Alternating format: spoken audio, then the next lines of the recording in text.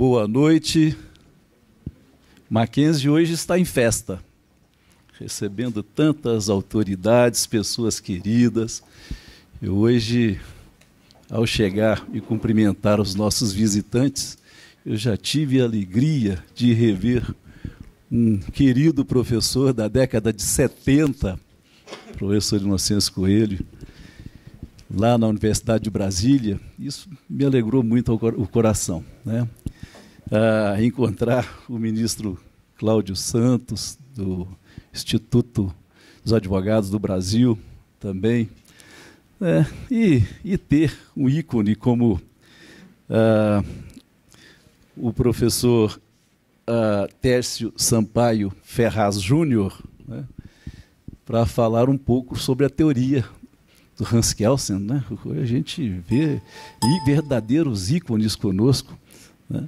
E, com certeza, muitas outras autoridades. Temos também o desembargador Roberto Freitas conosco, que nos alegra, o doutor Manuel Arruda, representando a OAB, onde eu vejo o doutor Manuel ali conosco, e muitos queridos professores, amigos, alunos. Nós estamos muito felizes em recebê-los hoje. Nós vamos fazer uma apresentação breve, né? Eu vou deixar o meu querido amigo doutor Ivan Cláudio para o final, porque ele é que vai fazer a apresentação do nosso palestrante, e é um querido professor também nosso, é de casa, e vai fazer as vezes do Mackenzie aqui em muitos momentos. Mas eu queria pedir a paciência de cada um dos senhores e das senhoras para nós passarmos um rápido vídeo institucional da nossa querida Mackenzie. Posso contar com essa gentileza de nos presentear com a paciência de ver um pouquinho da nossa instituição. Então, por favor.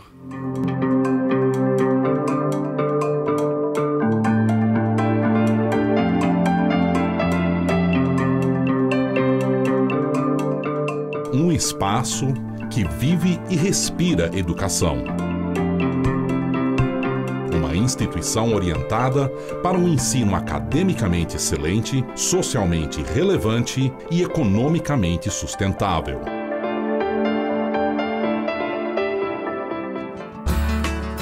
A história do Mackenzie se inicia em 1870, quando dois missionários americanos, o reverendo George Chamberlain e sua mulher, Mary Ansley, instalaram uma escola em São Paulo.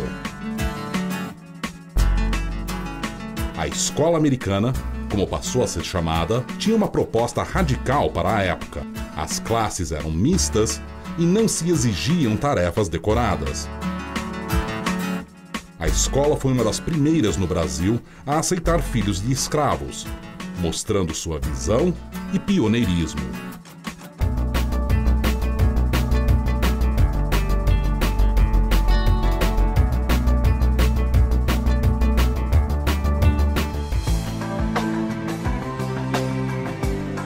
O crescimento do Mackenzie se confunde com a expansão e a modernização de São Paulo.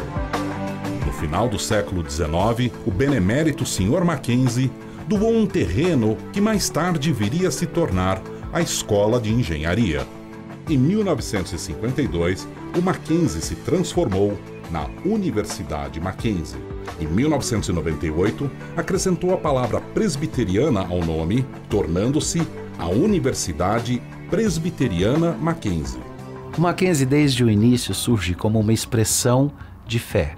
Ainda hoje, é a nossa fé que nos move no anseio de olharmos para o mundo, para as pessoas, através das categorias da criação, da queda e da redenção, e no intuito, então, de educar pessoas, alunos, para que se tornem cidadãos, que realizem os seus plenos potenciais e abençoem o mundo. Ao longo de mais de 140 anos, o Mackenzie implementou dezenas de cursos em diferentes níveis e áreas, da educação infantil até a pós-graduação e a extensão.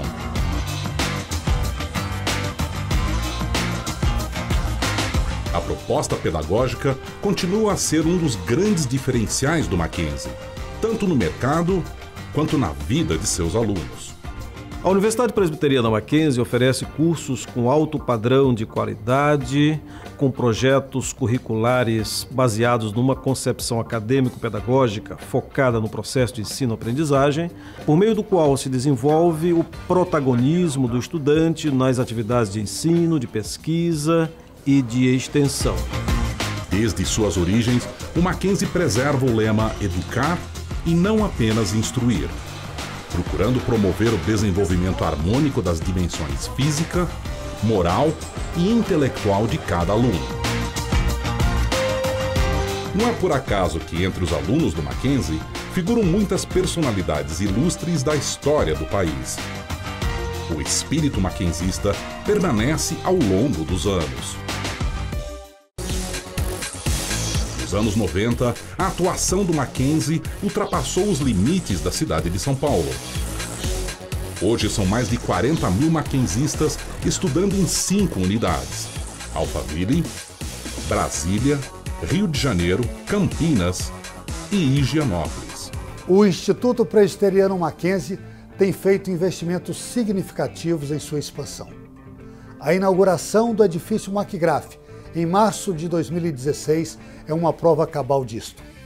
No esporte, não fica atrás em nenhum momento. Ao patrocinar atletas olímpicos e paralímpicos, o Mackenzie escreve bem no alto dos pódios o seu nome.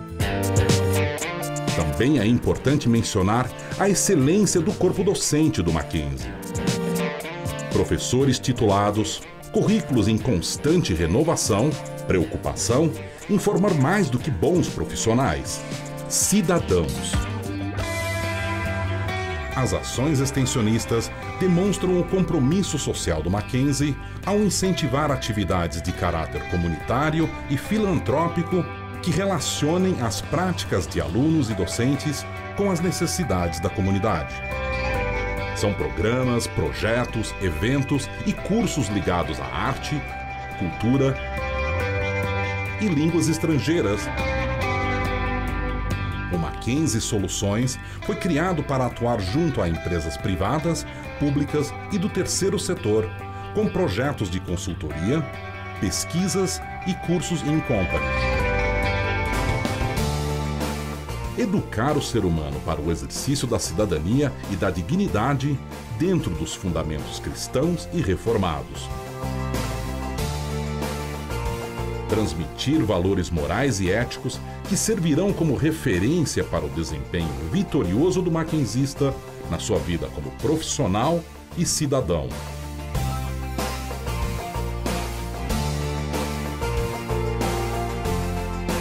Esse é, sempre foi e continua sendo o ideal do Mackenzie.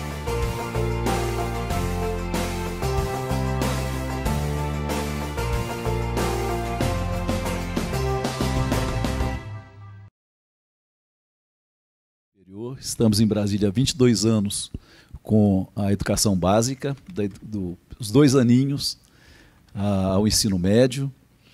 Também, junto à Universidade do Missouri, nós oferecemos também no nosso campus da educação básica o high school e o middle school, já com 2 turmas formadas. E agora, em 2017, começamos com 2 cursos, Administração e Ciências Contábeis. Tivemos a alegria de ser autorizados pelo MEC agora, curso de Direito, que pretendemos iniciar no próximo ano, né? Primeiro semestre do próximo ano, o curso de Engenharia Civil, e entrada agora Arquitetura e Psicologia. Daremos início à nossa construção. Nós temos 3 lotes aqui, o lote 7, 8, o que estamos, o 9. Então já iniciaremos agora a nossa construção no lote 9. É uma região, desculpa, mas eu tenho que fazer um pouquinho do nosso comercial. É uma região carente de estacionamentos e nós teremos 3 subsolos de garagens amplas, pegando todos os 3 lotes. É um desafio, realmente é uma construção desafiadora, mas nós temos certeza de que os nossos 148 anos aí de trabalho com muita seriedade, nos permitirão cumprir esse propósito. E nós estamos muito felizes. Olha como nós começamos bem, né, doutor Ivan? Olha que maravilha ter o senhor conosco. E eu vou passar a palavra ao doutor Ivan para fazer a apresentação do nosso palestrante e falar um pouco também sobre o lançamento do livro que teremos na sequência a palestra. Muito obrigado, uma alegria tê-los conosco. Muito obrigado e uma boa noite a todos. Obrigado.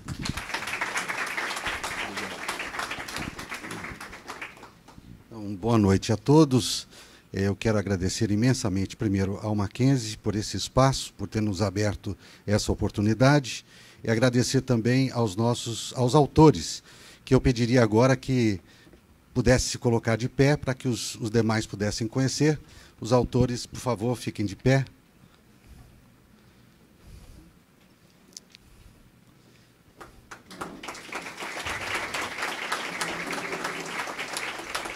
Muito obrigado.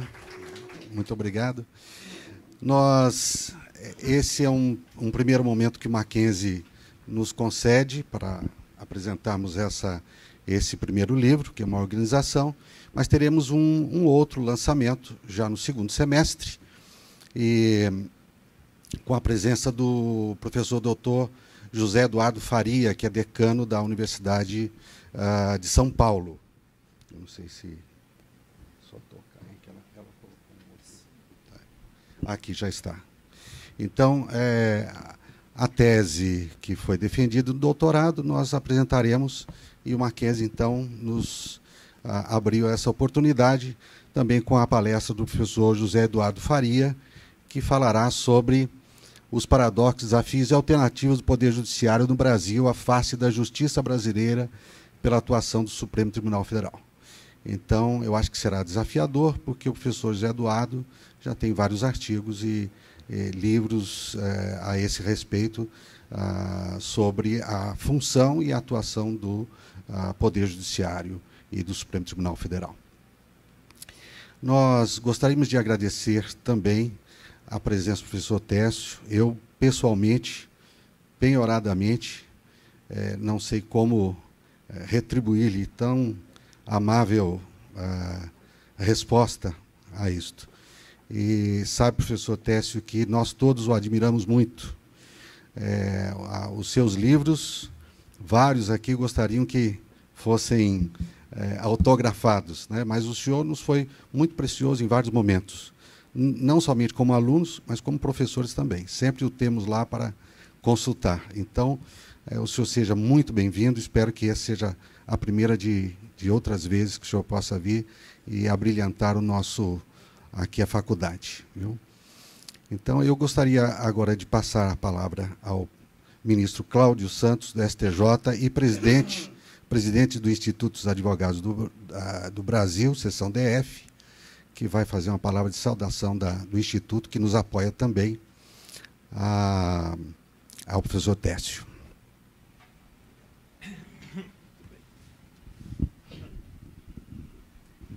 Boa noite. Excelentíssimo senhor diretor da Faculdade Mackenzie, a quem eu cumprimento e desejo muito sucesso no Distrito Federal, uma expansão do Mackenzie a nível superior e, sem dúvida, esta universidade, em pouco tempo, preencherá um notável espaço aqui na capital federal e contribuirá para a formação de muitos de nossos jovens, seja na área jurídica, seja na área de contabilidade já existente, da administração e outras mais que virão em seguida. Senhores colegas, autoridades, senhores alunos, meu caro mestre, professor Técio Sampaio Ferraz Júnior, filósofo, jurista, professor e advogado. Eu fiz algumas anotações aqui, mas não vou tomar muito tempo dos senhores, não, porque o tempo é do mestre. O tempo é dedicado à ouvida da palavra do grande professor. Mas gostaria de acentuar alguns aspectos de sua formação e do brilhantismo de sua trajetória. Graduou-se no mesmo ano, 1964, um ano complicado, em filosofia, Letras e Ciências Humanas pela USP e também em Ciências Jurídicas e Sociais, tudo no mesmo ano. Poucos anos depois, obteve o grau de doutor em Filosofia na Johannes Gutenberg Universität em Mainz, na Alemanha, e 2 anos passados tornou-se doutor em Direito, desta vez nas Arcadas, onde algum tempo depois foi professor de Filosofia do Direito e de Introdução ao Estudo do Direito no curso de bacharelado, tornando-se titular da última cátedra em substituição ao festejado professor Gofredo da Silva Teles, e a nível de pós-graduação de Sociologia do Direito. Distribuiu conhecimentos ainda na Faculdade de Filosofia, na PUC de São Paulo, na Escola de Sociologia Política de São Paulo, na FAAP, na PUC do Rio Grande do Sul, na Fundação Getúlio Vargas, na Faculdade de Direito da Universidade de Lisboa, e ministrou cursos em várias capitais do país, assim como no exterior. Do Serviço Público, saliento, foi secretário executivo do Ministério da Justiça e procurador-geral da Fazenda Nacional. Participou de grande número de congressos, seminários e jornadas no Brasil e no exterior, sendo representante do Brasil no Congresso Internacional de Direito e Filosofia Social em Milão, no Congresso Internacional de Filosofia do Direito e Filosofia Social em Bruxelas e no Congresso de Filosofia do Direito e Filosofia Social em Madrid. Bem assim, foi o coordenador do seminário Os Estados Unidos como Modelo Político, Social e Cultural, realizado em Harvard, em 1976. Foi chefe do jurídico da Federação das Indústrias do Estado de São Paulo. Advogado no âmbito do direito constitucional, tributário, administrativo, econômico, neste destacando-se com grande atuação perante o Conselho Administrativo de Direito Econômico, CAD. Árbitro em arbitragens internas e internacionais, e eu tive a felicidade de, na minha primeira arbitragem em São Paulo, ter a companhia dele integrando o painel de árbitros. Sua bibliografia é extremamente extensa e importante, com livros escritos em alemão e na língua pátria, sendo de lembrar algum de seus livros intitulados Direito, Retórica e Comunicação. São os livros que eu tenho, são os livros da minha biblioteca. Não muitos na área de filosofia, mas na área jurídica. Direito, Retórica e Comunicação, como disse. Conceito de Sistema do Direito. Teoria da Norma Jurídica. A Ciência do Direito e Introdução ao Estudo do Direito. Técnica, Decisão, Dominação. Este livro de maturidade, como consta no prefácio de seu amigo e colega Celso Laffer, além de inúmeros trabalhos publicados no Brasil, na Espanha, na Alemanha e na Espanha. São dezenas de livros já publicados. E são centenas de artigos que nós encontramos nas diversas revistas jurídicas e de filosofia do país e do resto do mundo. Notável parecerista, professor Tércio Sampaio Ferraz Júnior ocupa cadeira na Academia Paulista de Direito, cujo patrono é o grande comercialista Spencer Van Pree.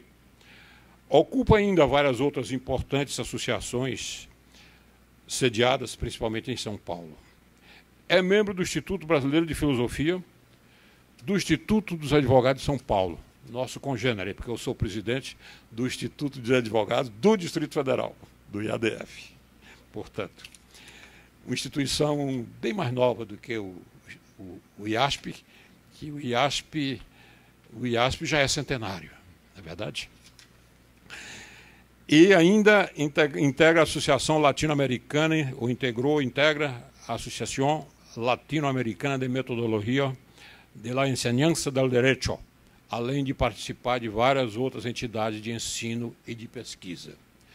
O Instituto dos Advogados do Distrito Federal, IADF, que tem a honra de presidir atualmente, sente-se profundamente honrado com o convite da Universidade Mackenzie para participar desta solenidade, ouvir as lições do mestre, que saúdo com muita satisfação, com muita alegria mesmo, e assistir ao lançamento de mais um livro, por certo, enriquecedor da cultura jurídica brasileira. Muito obrigado.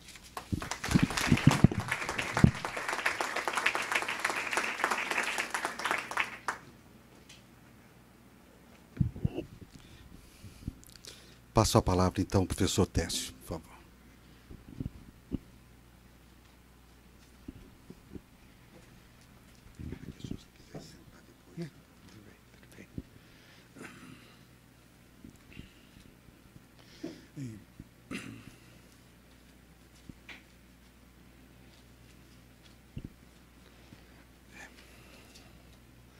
Eu me sinto um pouco constrangido depois dessa apresentação. Muito obrigado.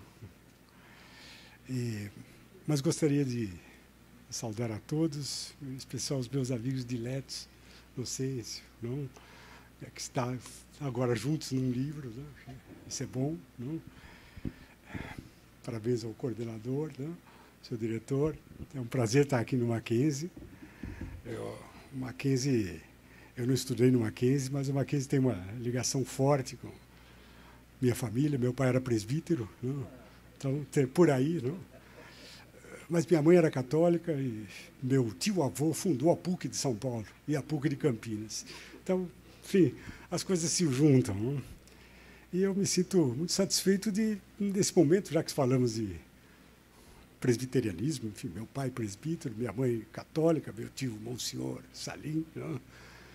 Ele está aqui para a gente falar de Hans Kelsen, que era judeu. Então, vamos juntar tudo isso num momento só.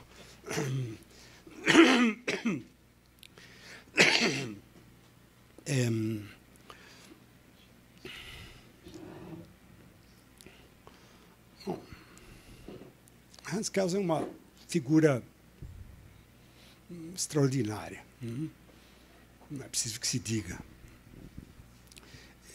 Há um dado na sua vida que sempre me chamou a atenção.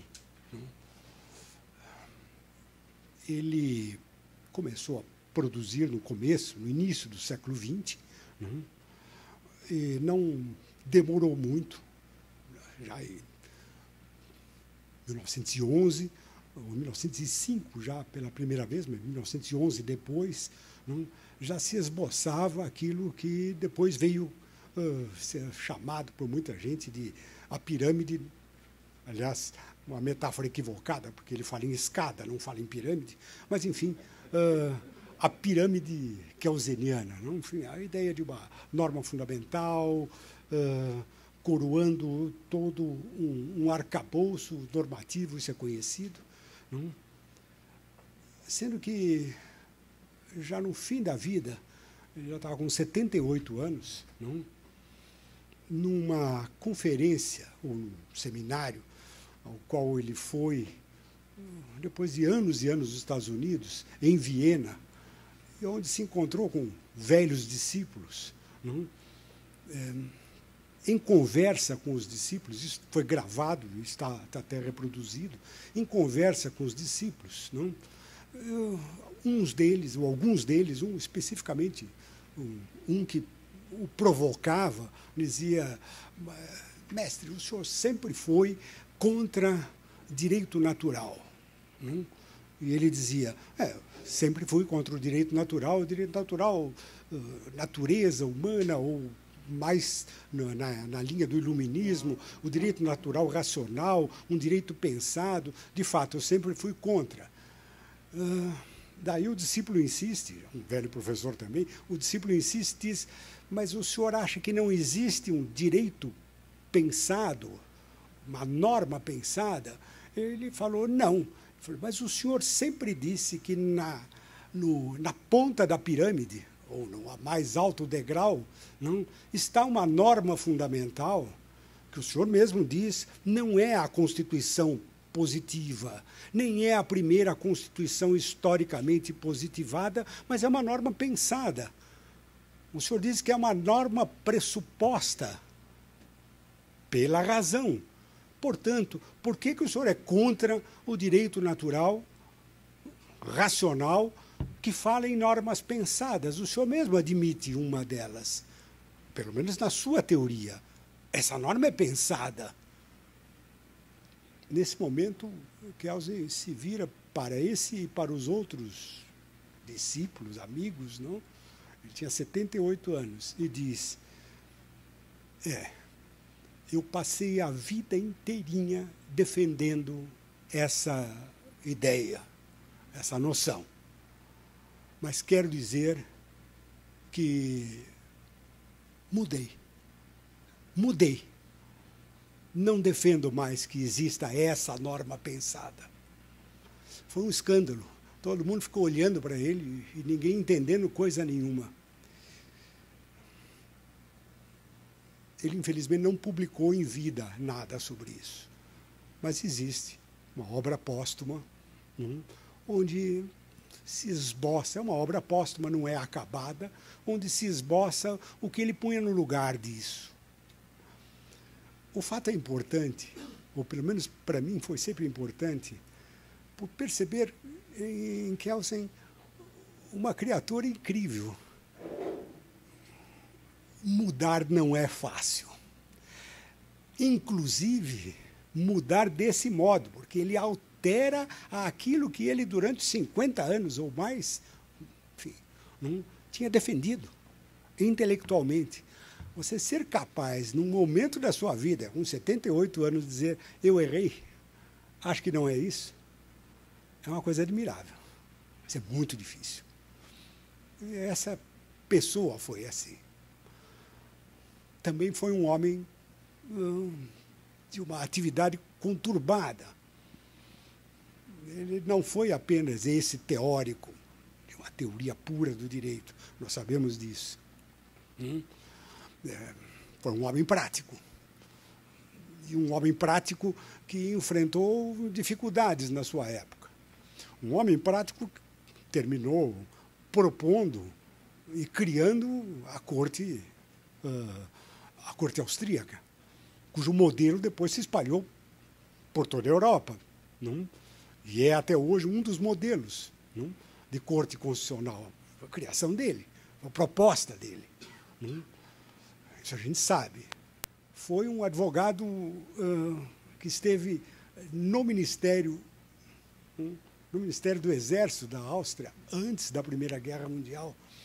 E ele, na sua autobiografia, diz que advertia o ministro, então, dos riscos de os caminhos da política estarem levando a uma guerra terrível, o que aconteceu depois. Assim, um homem ligado à política do seu tempo, ligado ao direito e na forma como ele era exercido, e que depois vai para os Estados Unidos, ele teve que fugir, sofreu ainda, ele nasceu em Praga, ele não era austríaco, mas fazia parte do Império. Sofreu um bocado pela sua condição de judeu. Ele não chegou a ser perseguido, mas ele teve que fugir, sem dúvida. E, na sua condição de judeu, às vezes teve algumas dificuldades, provavelmente ligadas a isso. Ele dá a entender, sem dizer claramente isso na sua autobiografia, ele dá a entender que algumas dessas dificuldades surgiram, por exemplo, quando ele foi assumir a cátedra de Filosofia do Direito, Teoria Geral do Direito, Filosofia do Direito, em Praga. Ele acabou, por algumas denúncias, não conseguindo, a coisa começava a ficar muito ruim, no fim ele acabou saindo, enfim, e teve que ir realmente para os Estados Unidos. Ou seja, ele não foi nenhum homem que foi mandado para campo de concentração, etc., mas sofreu também um bocado disso. Nos Estados Unidos se sentiu um pouco peixe fora d'água, ele teve que enfrentar um direito completamente diferente daquilo que ele conhecia. Não era fácil, mas acabou tendo reconhecimento, foi para Berkeley, acabou tendo reconhecimento nos Estados Unidos, manteve as suas opiniões. Na autobiografia ele diz com todas as letras que, infelizmente, ao chegar aos Estados Unidos, encontrara um direito que se desenvolvia sem teoria. Isso ele diz na autobiografia. Os americanos não entendem nada de teoria do direito. Isso, o Kelsen crítico. Mas foi respeitado. Ele teve uma participação importante na criação da ONU, por exemplo. E foi um internacionalista de peso. Por tudo isso, mas principalmente por ter sido um homem capaz de mudar e dizer eu estava errado, é de merecer a admiração de qualquer um de nós. O nosso livro fala da teoria jurídica, Hans Kelsen, claro, de modo geral, mas tem no seu subtítulo duas frases: reflexões críticas sobre a teoria pura e diálogos com o direito contemporâneo. Eu gostaria de dizer algumas poucas palavras, não vou lhes tomar muito tempo, não?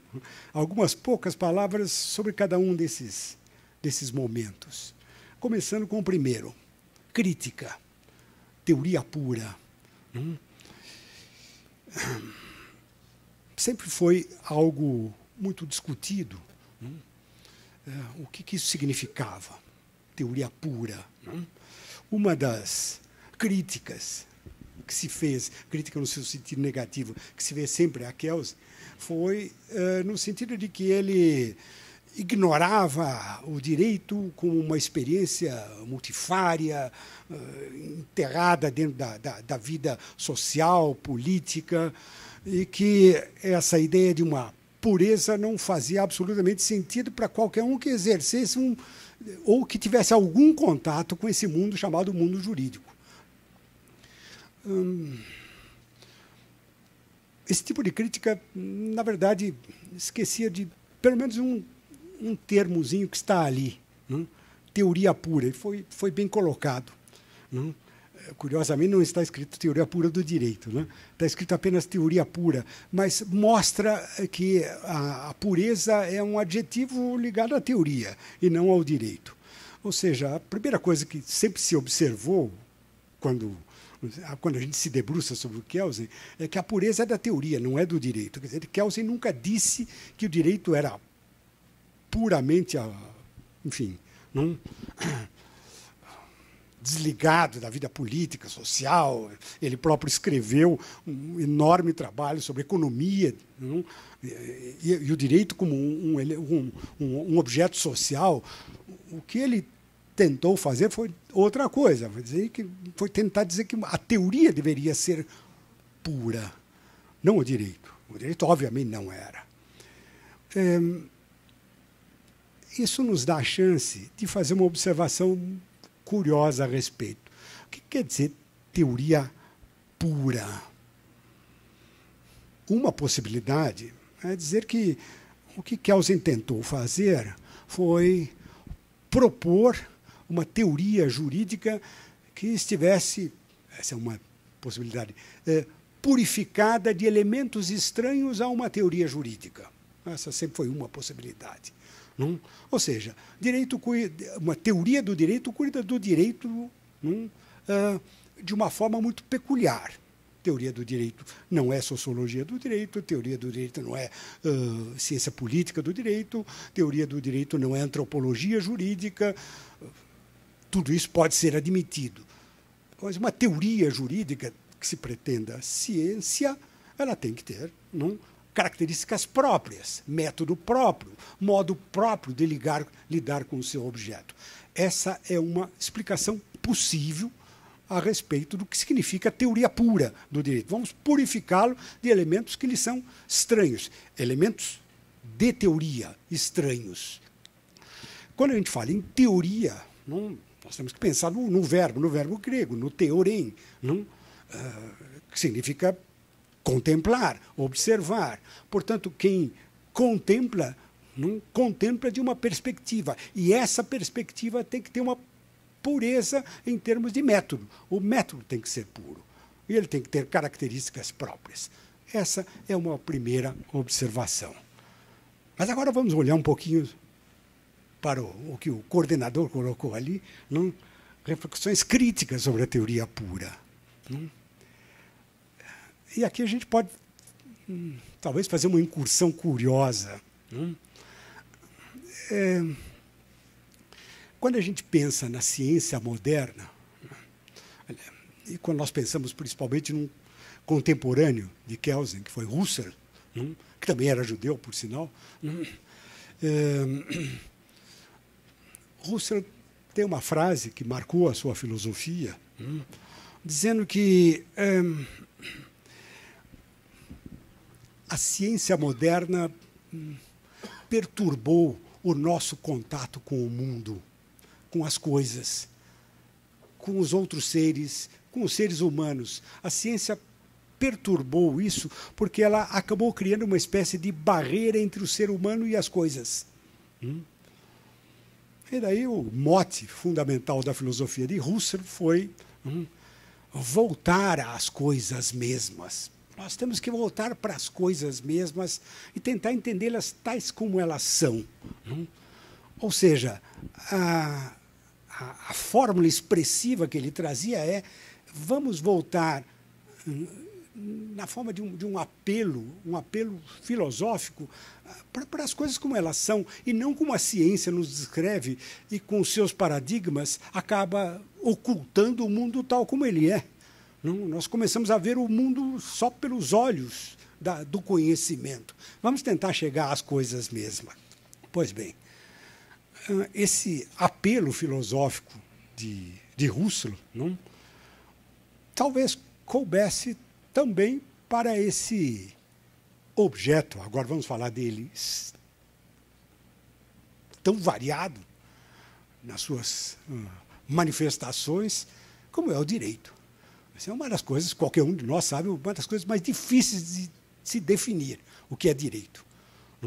Eu já cheguei até a fazer uma pesquisa dessa com professores da minha faculdade, lá no Largo São Francisco, da USP, para ver se algum deles era capaz de... As respostas vieram tão díspares, não? Ou então, aquelas respostas que repetem lugares comuns. Mas é muito difícil a gente dizer. Não é fácil dizer o que é. Não é difícil a gente dizer o que a gente estuda numa faculdade de Direito. Isso é fácil.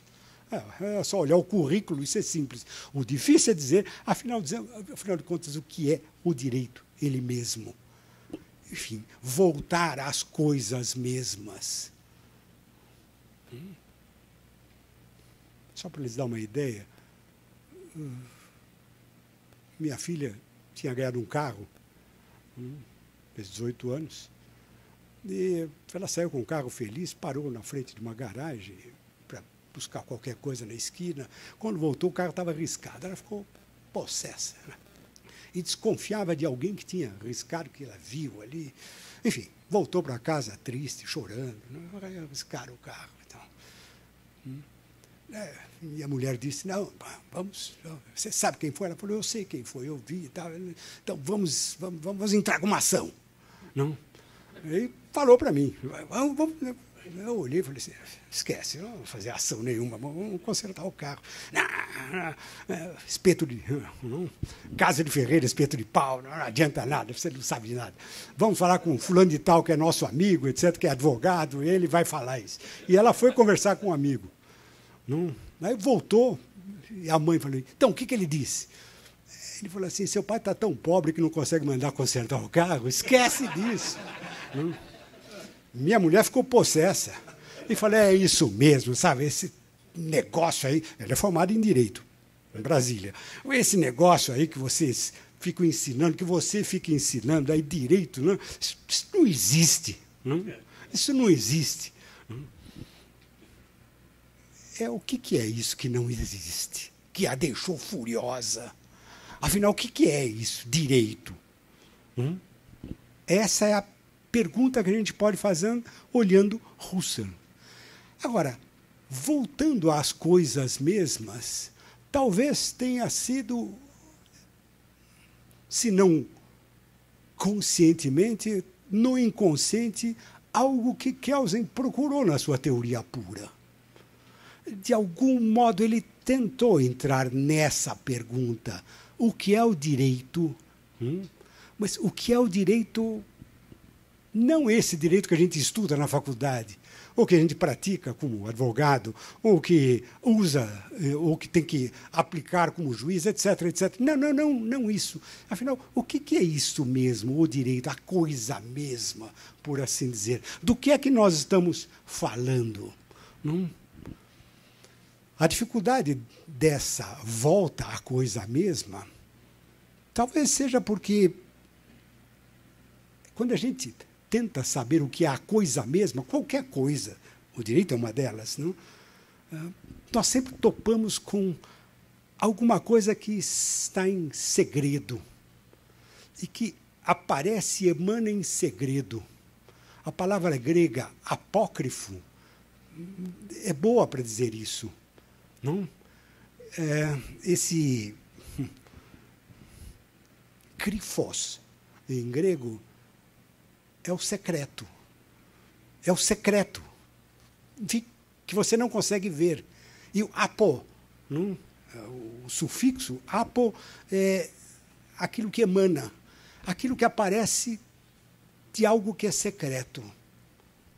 Voltar às coisas mesmas é uma tentativa de chegar até aquele secreto, para ver como é que ele emana.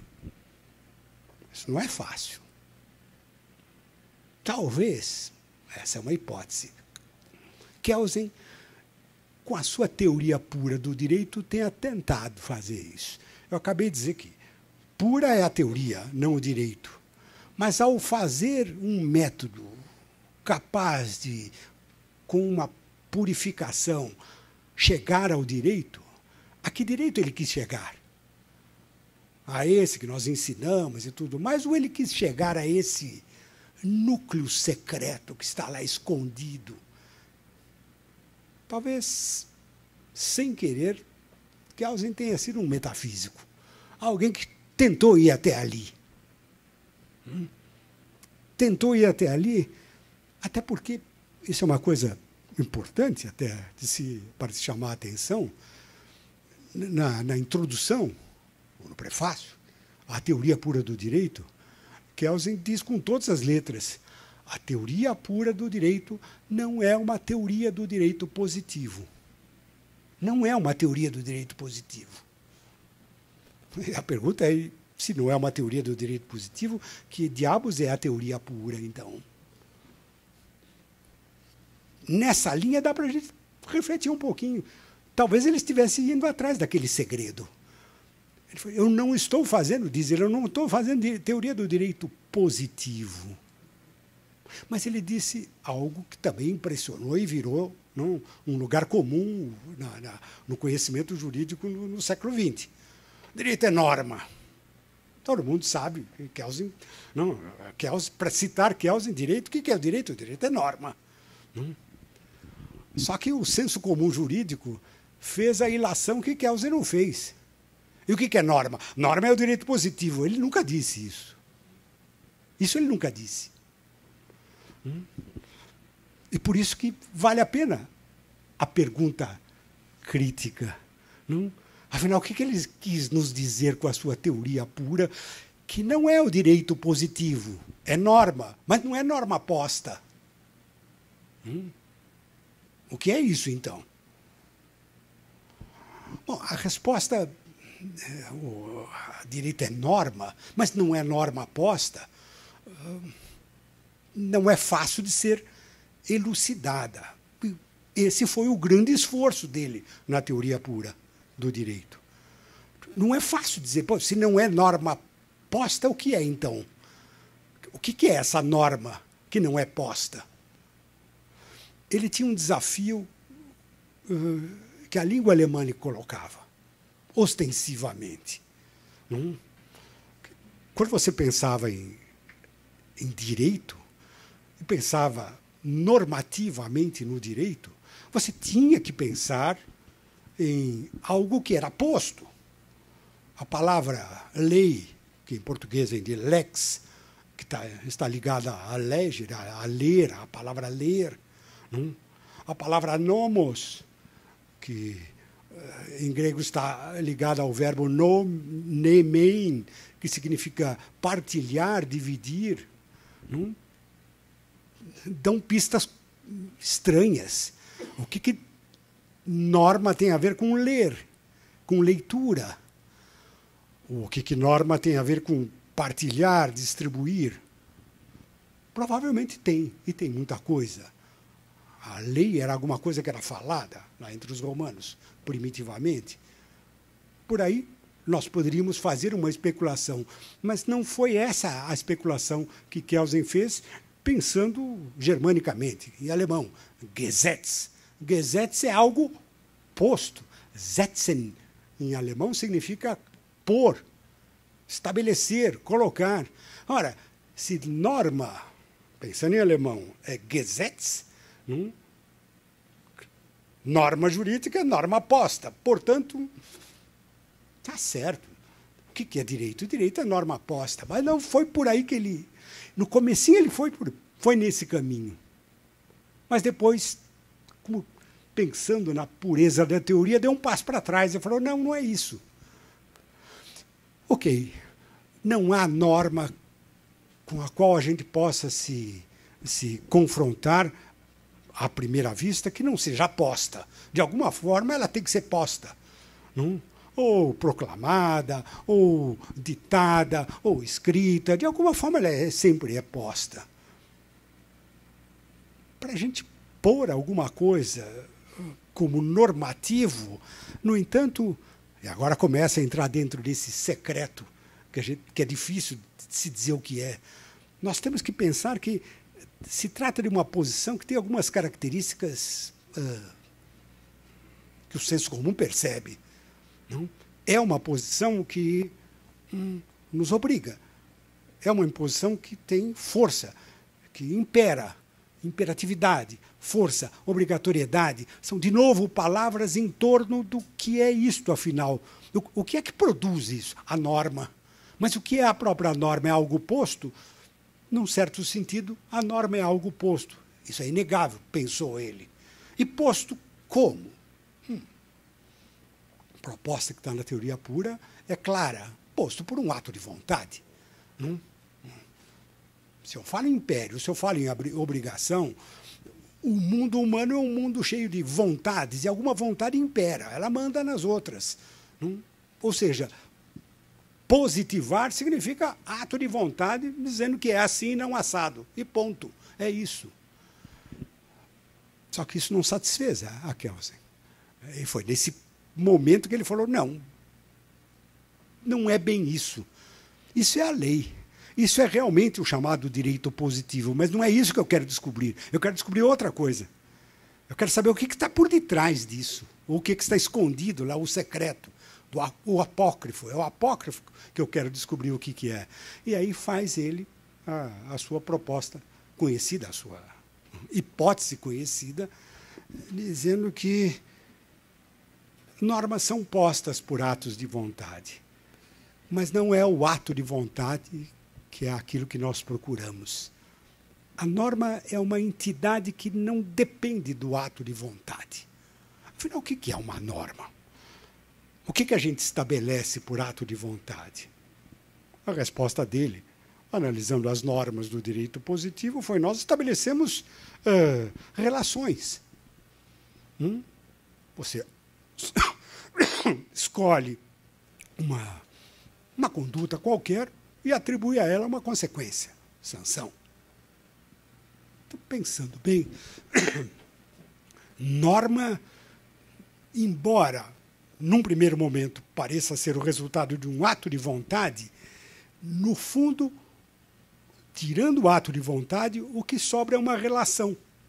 Norma é uma relação. É uma relação que é dotada de império, de força, de obrigatoriedade, exige obediência, mas é uma relação. Relação entre quê? Entre um pressuposto e uma consequência. É simplesmente isso. Se a norma é uma relação entre um pressuposto e uma consequência, bom, a norma pode ser descrita numa proposição, o que ele chamou de proposição jurídica. O que é que fazem os cientistas do direito, ou os advogados, os juízes, etc., quando eles olham as normas, Eles descrevem as normas em proposição. Dado isso, segue aquilo. É simplesmente isso. Mas, aí vai ele atrás do secreto, do apócrifo. Não é isso que eu estou buscando. Porque não é isso que é propriamente a norma. A norma é uma relação que eu posso descrever numa proposição, mas a proposição não se confunde com aquilo que é a norma. Ou seja, essa relação, dado o antecedente segue o consequente, isso é a proposição jurídica, isso é o modo como nós descrevemos normas, os juristas de modo geral. Mas em termos de uma teoria pura, eu tenho que ir lá para dentro dessa relação e tentar descobrir o que é, afinal, isso. A resposta que ele deu é conhecida. Começou analisando a relação. O que essa relação exprime? Disse ele. Aparentemente, dado o antecedente, segue o consequente. Portanto, o antecedente é como se fosse uma causa do consequente. É isso? Aí vem a sua teoria pura. Não é bem isso. Porque nem sempre, dado o antecedente, segue o consequente. Não é assim.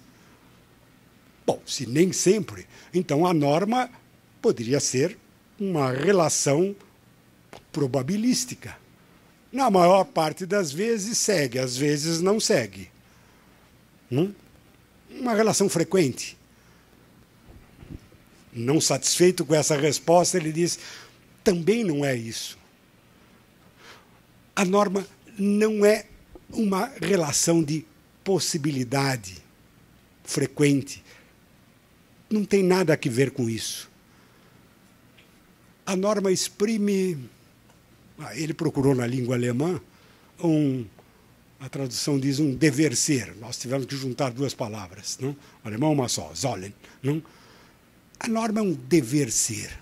E aí ele aponta para uma incógnita, algo realmente difícil da gente dizer o que é.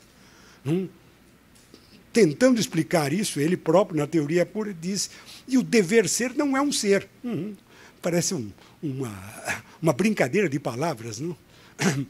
Isto é, dever não significa ser. Mas o que é esse dever? Esse dever é aquilo que caracteriza a relação. Dado o antecedente, deve ser o consequente. Não é o consequente. Deve. E o que quer dizer deve? O que significa isso? Bom, uma hipótese seria voltar para o ato de vontade. Deve porque alguém impõe, estabelece. E ai de quem não cumprir. Kelsen diz, nem sempre.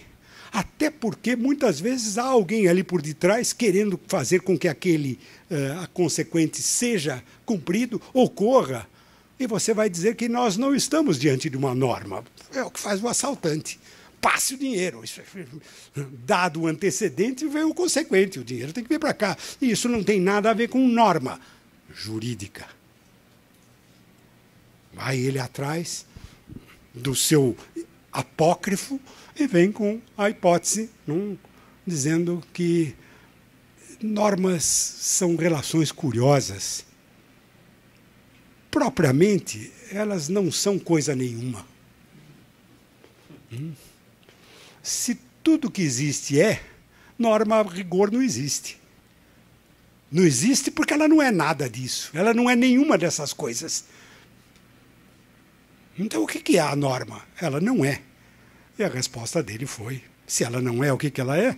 Ou ela não é? O que ela não é? Bom, buscando a palavra certa, encontrou ele em alemão. Normas valem. Validade. Normas valem. E essa é a sua única existência. Normas valem. Quem for estudar direito, se lidar com o direito positivo, normas positivadas, as suas descrições, no fundo está lidando com esse fenômeno muito curioso, que é a coisa mesmo do direito. Normas valem. Não? Mas não, tanta coisa vale. Não? Se ele vivesse no Brasil, ele iria perceber isso imediatamente. Valeu, valeu. Não, valeu o quê? O que quer dizer valeu? Não? O que significa isso, afinal de contas? Valeu. Não? Aí ele retoma o seu pensamento inicial. Bom, a norma é uma relação válida. Se é uma relação válida, o que significa uma relação valer? O que quer dizer esse valer, afinal de contas? Do que é que a gente está falando?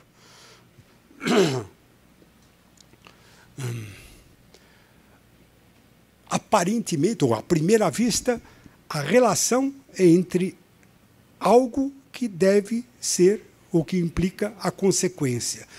Aí nós estamos meio perdidos, porque isso não explica o que quer dizer valer. O que explica, então, valer? A resposta dele também é conhecida. Valer é, de novo, uma relação, não entre o antecedente, que deve ser em função do consequente, mas entre normas. Normas valem entre si. Foi essa a resposta que ele tentou descobrir. Foi aí que ele foi ao apócrifo. Normas valem no sentido de que elas são relações entre si. Isto é, não existe uma norma, existem sempre muitas. Para nós lidarmos com esse apócrifo, com esse segredo, nós temos que entender como é que isso funciona. Como é que uma norma, por assim dizer, se apoia na outra e vice-versa. E isso produz isso que nós chamamos validade. Bom, se é assim, ou se esse é um caminho, o caminho é então dizer o que significa uma norma se apoiar na outra. Bom, aí ele chegou ao sistema. Certo? Uma norma se apoia na outra na medida em que ela é uma relação de validade, porque uma se reporta à outra. Mas de que forma se dá essa relação?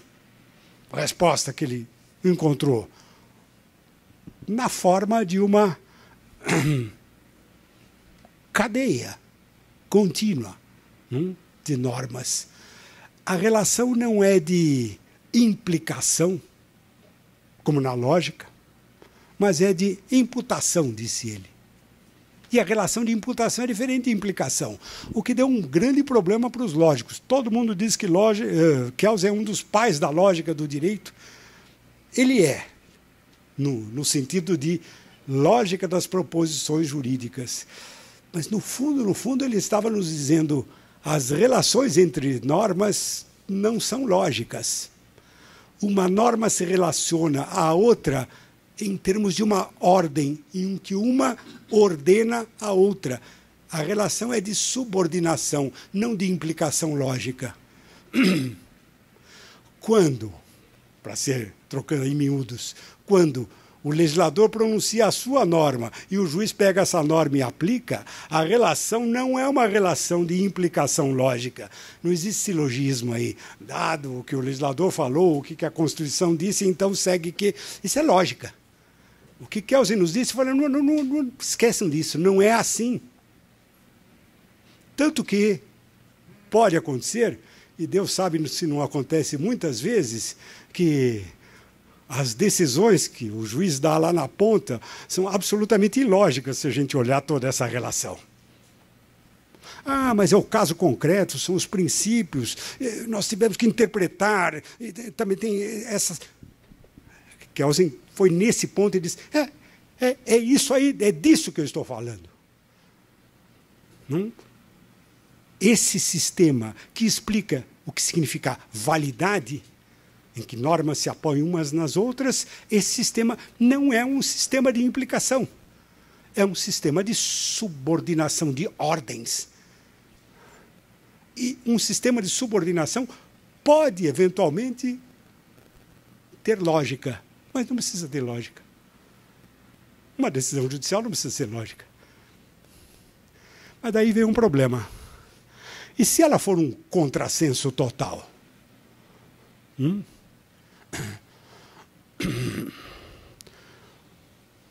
Se o juiz, lá na ponta, disser que ele condena o réu a ser solto em 10 anos da prisão, Isso não faz sentido nenhum. Isso é um contrassenso. Condenar o réu a ser solto em 10 anos na prisão? Como assim?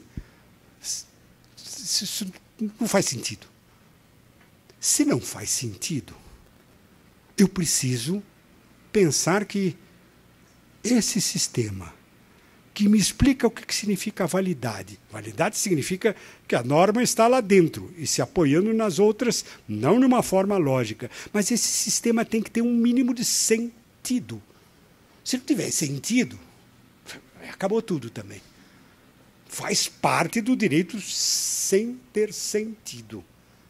Se é assim, uma norma se apoia na outra numa ordem de subordinação, mas eu tenho que, não afunilando em termos de pirâmide, eu tenho que subir numa escada, porque uma se ordena, subordena a outra, que, portanto, está em cima, até chegar a uma primeira, que é aquela norma que, por assim dizer, é diferente das outras, porque é ela que produz o sentido, que impede que aquele juiz maluco que disse uma coisa que ninguém entendeu, que aquilo que ele diz não seja norma, não faça parte.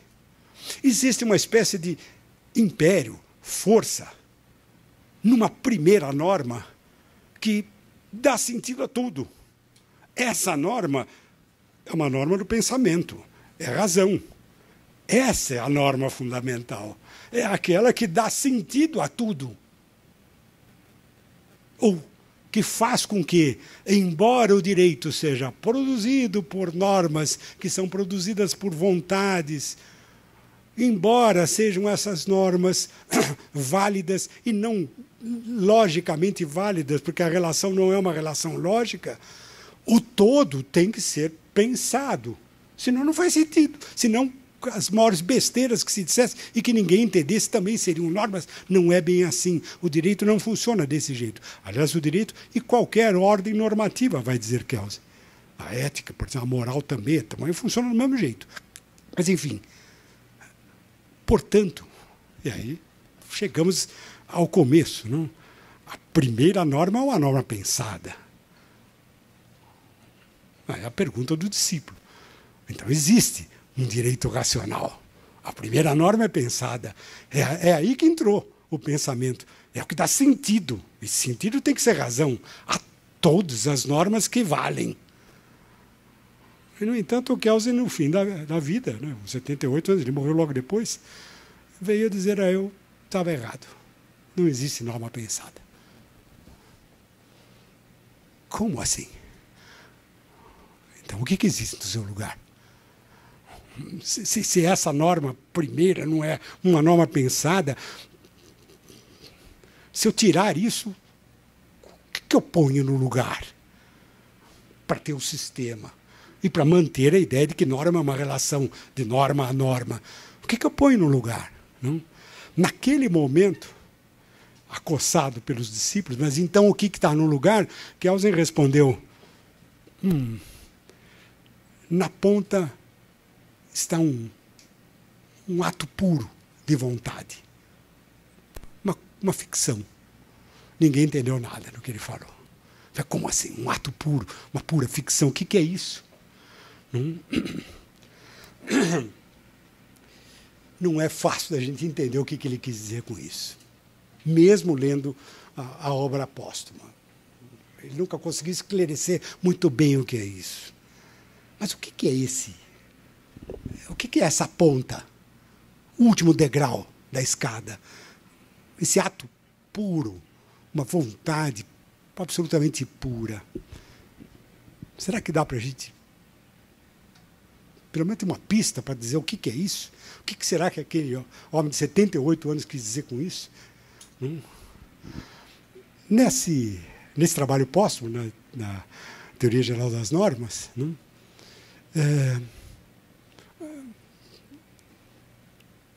aí é uma interpretação minha. Acho que uma pista curiosa é dada num dos capítulos em que ele lida com uma coisa que corriqueira do nosso mundo jurídico, qualquer um de nós sabe lidar com isso, que se chama revogação. O que significa revogar? Não, a lei tal está revogada. Está revogada. Né? Quer dizer isso. Kelsen, estudando a revogação, ele diz o seguinte: para eu ter revogação, eu tenho que ter uma norma de revogação. Eu tenho que dizer, tem que ter uma norma que expressa descritivamente, diz, está revogada a lei tal, assim, expressamente. Mas isso é a revogação expressa. E a revogação tácita? Porque duas normas se contradizem. Aí vem o Kelsen e fala assim, não, essa aí também tem que ter uma norma de revogação. Mas e a contradição? Não, a contradição é um problema lógico. Descobrir a contradição é um problema dos lógicos. O que faz com que a norma seja revogada é o ato de revogação, que produz uma coisa importante. A contradição não revoga coisa nenhuma. A contradição nos deixa abalados. O que eu faço? Aplico essa ou aplico aquela? Só isso. Para isso eu tenho que ter o ato de revogação. E esse ato de revogação é a norma. É essa norma que explica a revogação. É isso que explica a revogação. Não é a contradição. Isso existe na revogação expressa, mas existe na implícita e existe também quando eu publico globalmente um novo Código Civil. Está revogado tudo que era de Código Civil anterior, está todo fora. Mas por uma questão de redundância, para a gente não ter dois códigos civis, não. Isso é uma condição, claro, mas não é aquilo que provoca. O que provoca é o ato de revogação. E o que é o ato de revogação, afinal? O que é essa norma que revoga? O que é isso? E aí o Kelsen nos diz algumas coisas curiosas. Ele diz, a norma de revogação é uma norma interessante, diz ele, porque ela se esgota nela mesma. Norma de revogação não se aplica. Nenhum juiz aplica uma norma de revogação.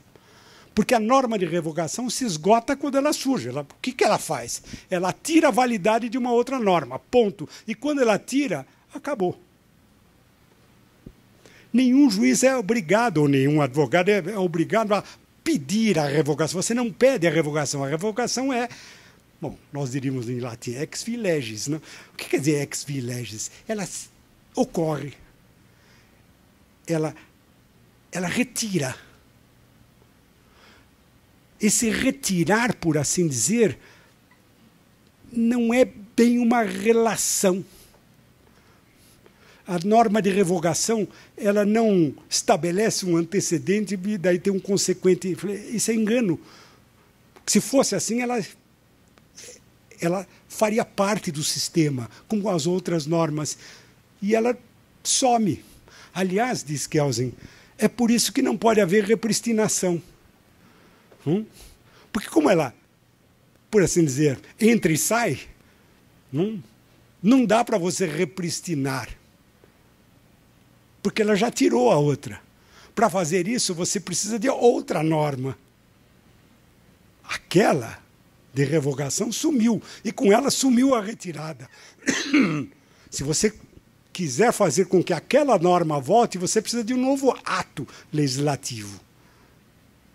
Que põe não aquela norma que saiu, mas uma norma com conteúdo idêntico ou parecido. Mas não é a mesma, aquela sumiu. A isso Kelsen chamou de dinâmica do sistema. As normas não estão aí. Elas estão continuamente saindo e entrando, saindo e entrando, saindo e entrando. Mas não é a mesma que sai e entra, é sempre uma outra, uma outra, uma outra, uma outra, uma outra, uma outra. E o que é que coordena tudo isso? Se não é uma regra de pensamento, a tal norma fundamental pressuposta, o que é isso? Talvez a gente tenha aí uma pista. Uma espécie de vontade pura, fictícia, que produz uma norma que se esgota no momento em que ela aparece. Isto é, que ela cumpre a sua função, ela retira a outra. Se a gente pensar bem, não? A norma de revogação ela existe em vários momentos da dinâmica de um sistema. Ocorre quando o legislativo cumpre a sua tarefa, produz uma nova norma, revoga as disposições em contrário. E essa norma some, a de revogação. Mas acontece também, de certa maneira, quando o Supremo declara inconstitucionalidade. Quando ele declara inconstitucionalidade, digamos assim, essa declaração, a cabeça de Kelsen, tem um sentido normativo também que some, desaparece. Declarado está declarado, acabou, morreu. A declaração mesma não é uma norma do sistema, ela some, mas ela tem esse efeito de tirar uma norma. Se isso é assim, na hora que nós tiramos normas, essa é a interpretação minha do texto de Kelsen sobre revogação. Por que não dizer também que é assim quando a gente produz a norma? O ato de produzir a norma é um ato que não pertence ao sistema, mas ele faz com que o sistema surja. Assim como você retira, você põe.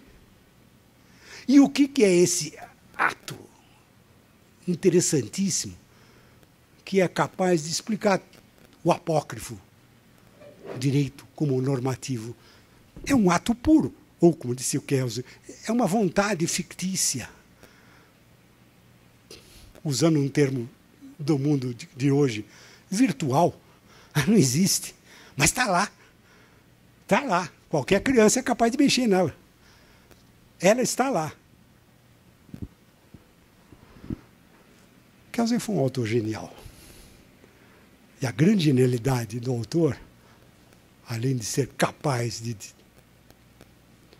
negar o que ele próprio vinha dizendo, enfim, de voltar atrás, é também de se tornar um scholar. Isto é, de permitir com que a gente, pensando criticamente o direito, seja capaz de ir atrás e tentar descobrir coisas ali atrás. Mas e o que ele quis dizer com isso? E o que será que... E por que ele voltou? Isso é genialidade de um autor. E essa genialidade talvez nos leve à segunda parte, nos diálogos com o direito contemporâneo. Se a norma é ato de vontade, mas não se reduz a ele, se ela não está dominada por uma norma pressuposta que dá sentido, razão, mas é uma vontade, dá para entender porque o Kelsen sempre disse que normas podem ser contraditórias. Você pode dizer não há. Isso não perturba o direito. O direito pode ser contraditório. Aliás, ele é, como fenômeno. E se ele é contraditório como fenômeno, cabeça do juiz, cada cabeça é uma sentença. É isso mesmo. É isso que Kelsen nos diz. E isso toca de perto o nosso direito contemporâneo, tão fragmentário como ele está aparecendo para nós. Difícil de ser reduzido a uma racionalidade. E Kelsen diria, não me espanta. É isso mesmo. Esse é o apócrifo do direito. Ele é irremediavelmente apócrifo. O segredo está aí. E durma-se com um barulho desse. Muito obrigado.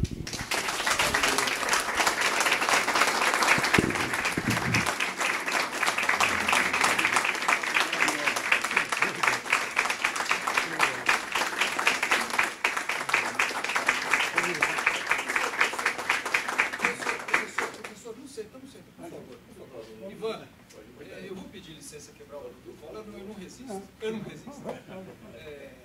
Até para... Eu fiz mestrado e doutorado no departamento de filosofia e teoria geral do direito. Não vamos perder. Isso precisa ficar gravado. Eu não resisto. Me perdoe, eu resisto. Obrigado, professor. Então, assim, eu assisti todas as aulas que eu pude do Sr. Tércio. Quero crer que eu li tudo que o professor escreveu. até um livro que, uma vez conversando com o professor sobre um livro, Diálogos com os Grandes Filósofos, algo assim. Você leu isso, Roberto? Eu falei, li tudo, enfim. E me ficaram duas coisas. Eu fiquei assim, eu estou em absoluto regozijo intelectual. Fazia tempo que não lhe ouvia. A primeira coisa é que, aparentemente, a sua preocupação na fala de hoje vai ao encontro de uma, se não me engano, é a última página do seu livro, aquele livro de introdução, todos nós lemos, em que o senhor fala, bom, tem um problema no direito, ele é enigmático num certo sentido. Vale até quando é injusto. Algo assim, se eu estou bem lembrado. Então, no finzinho, acho que é o penúltimo capítulo, é uma angústia enigmática e tal. Bom. E aí eu vejo aparecer essa questão na sua fala, né? Quer dizer, na busca de um quid ali que possa ancorar uma certa segurança. O que me leva a uma segunda observação, que é fantástica, né? Eu fiquei aqui, caramba, esse sujeito é genial mesmo, né? Que é o seguinte... Não. Imodesto. Mas é o seguinte, até então, para mim, o que o Kelsen fez é uma epistemologia do direito. São as condições de possibilidade de identificação do direito válido, né?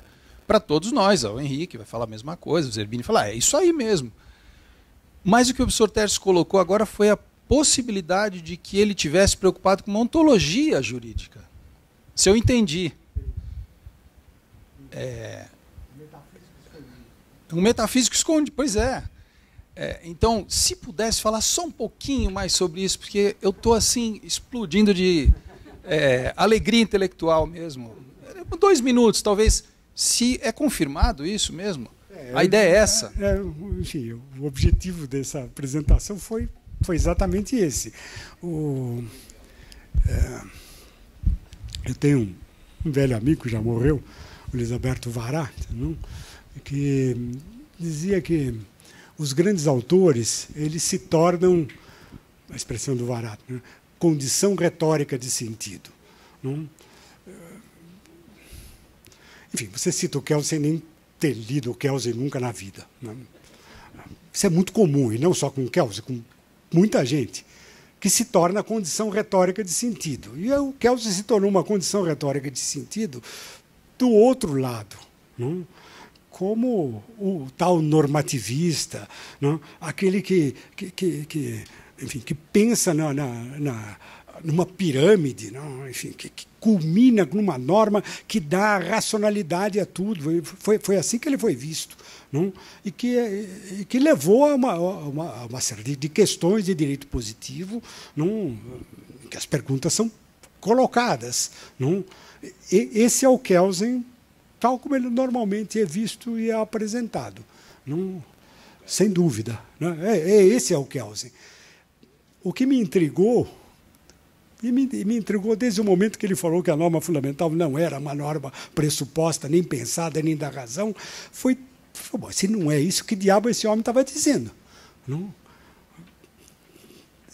E quando a gente vai atrás, de fato foi isso que eu tentei fazer hoje aqui. Não? Eu acho que Kelsen foi um metafísico ainda que ele não gostava da palavra metafísica, nem ontologia, porque o ligava ao tal direito racional que ele negava, isso ele não aceitava. O direito natural racional ele não aceitava e não aceitou até o fim. Tanto não aceitou até o fim que mudou a sua teoria. Não? Agora, por detrás disso, aí vem a minha pergunta, o que estava escondido ali dentro? Quando esse homem diz que direito é norma, isso não pode ser uma balela, não? Uma condição retórica de sentido. Não, um normativista, direito é norma, não é valor, não é política, não é nada disso. É a norma... que diabo é isso? É a norma como? Não? O que ele está querendo dizer? Bom, a norma impera, obriga, não responsabiliza. Tem uma porção de coisa. E o que é norma? Norma é uma proibição, mas existe também a norma de permissão. A norma de permissão não proíbe nem obriga, faça o que quiserem. Eu preciso de uma norma para dizer que eu posso fazer o que eu quero? Não? Mas o Kelsen diz, não, existem normas de permissão, e existem as duas possibilidades da permissão. A não norma, a ausência de norma, então o que não está juridicamente permitido está proibido, está juridicamente permitido, mas existe também a permissão ostensiva. Não? Por exemplo, o que acontece nesse paradoxo que nós chamamos de liberdade. Não? Podemos abdicar da nossa liberdade? Vem os juízes e dizem, não pode. Não, a liberdade é uma coisa que você não pode abdicar dela. Então, eu sou obrigado a ser livre. São paradoxos que a gente percebe e que torna estranho a pergunta, e afinal, o que é a norma? É uma permissão, uma proibição? Não? Aí me interessou esse assunto da revogação. Eu falei assim, essa é uma norma curiosa. Não? É uma norma que surge e some, surge e some, surge e some, e a todo momento ela surge e some. Naquilo que ele chamou de dinâmico. O direito é uma coisa que está sempre o tempo inteiro mudando. Então, o que é a norma aí dentro? Não? Foi aí que eu fui cavocando e tentando descobrir algo parecido com o que o Husserl, lá na sua fenomenologia, tentou fazer, voltar à coisa mesma. E o que é isso? Não? Aí cheguei a essa hipótese que eu lancei hoje aqui. Não deixa de ser uma tentativa de fazer do Kelsen um metafísico, nesse sentido. De ir lá descobrir aquele segredinho do apócrifo. Não? O diabo é que o direito é irremediavelmente apócrifo. Não? O segredo continua lá. Não?